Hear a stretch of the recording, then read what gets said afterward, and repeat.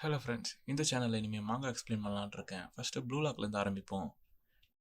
Season 2 கடைசியாக under 20 R கூட முடிஞ்சிருக்கும். அதுக்கப்புறம் என்ன நடக்குதுன்னு இனிமேல் பார்ப்போம். Blue lock versus under 20 match முடிஞ்சதுக்கப்புறம் எல்லாருக்குமே 2 வாரம் லீவு கொடுத்துருவாங்க. இசகி வந்து ஜிகிரியும் பாச்சரியாவையும் பார்க்க வெளியே போவான்.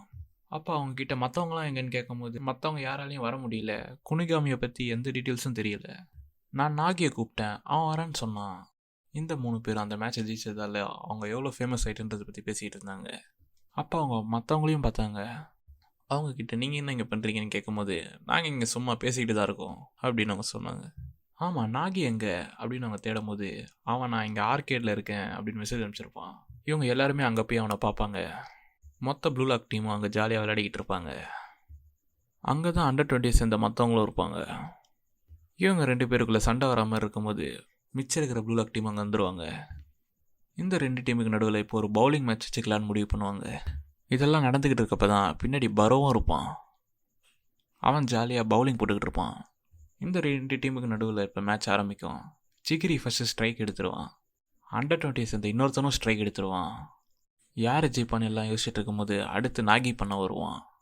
அவன் ஓடி வந்து பால் போடும்போதே கீழே விழுந்துருவான். தோத்துருன்னு எல்லாம் நினச்சிட்டு இருப்பாங்க. பார்த்தா அந்த பால் கரெக்டாக ஸ்ட்ரைக் ஆயிரும். எல்லாம் ஜெயிச்ச சந்தோஷத்தில் இருப்பாங்க. இதெல்லாம் நடந்துக்கிட்டு இருக்கப்ப இசாகி நான் ஒரு ஃப்ரெண்டை பார்த்துட்டு வரேன் அங்கேருந்து கிளம்பிடுவான். அவன் ட்ரெயினுக்காக வெயிட் பண்ணிக்கிட்டு இருக்கப்ப அங்கே ஒரு ஃபேமிலி நீங்கள் தானே இசாகின்னு வந்து கேட்பாங்க. இவன் ஆமான்னு சொல்கிறப்ப அங்கே இருந்த சின்ன பையன் உங்களோட ஃபைனல் கோல் ரொம்ப சூப்பராக இருந்துச்சு, நான் உங்களுக்கு கை மட்டும் கொடுத்துக்கலாமான்னு கேட்பான். இசாகி பரவாயில்ல ஒன்றும் பிரச்சனை இல்லைன்னு கை கொடுத்துட்டு அந்த ஃபேமிலியை வழி அனுப்பி வச்சுருவான். போகிற வழியில் இசாகி யோசிச்சுக்கிட்டே போவான். எல்லாமே மாறிடுச்சு. இல்லை, நான் எல்லாத்தையும் மாற்றினேன். என்னோட கோல் உலகத்தையே மாற்றிருச்சு. இசகியை பார்க்க அவனோட பழைய ஃப்ரெண்டு வருவான். இசகி ஃபேமஸ் ஆனதை நினச்சி அவன் ரொம்ப சந்தோஷப்படுவான்.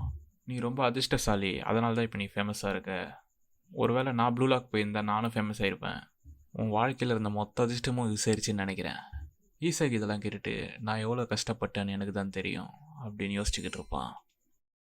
ஒருவேளை என்னை ப்ளூ லாக் மாற்றிருக்கலாம். இதெல்லாம் நடந்துக்கிட்டு இருக்கப்ப ஈகோ எல்லாருக்கிட்டையும் பேசிக்கிட்டு இருப்பான். ப்ளூ லாக்கோட அடுத்த கட்டம் இந்த உலகத்தையே மாற்ற போகுது.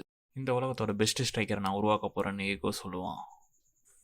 இதுக்கப்புறம் என்ன ஆகுதுன்னு நம்ம அடுத்த வீடியோவில் பார்ப்போம். அது வரைக்கும் போயிட்டு வரேன்.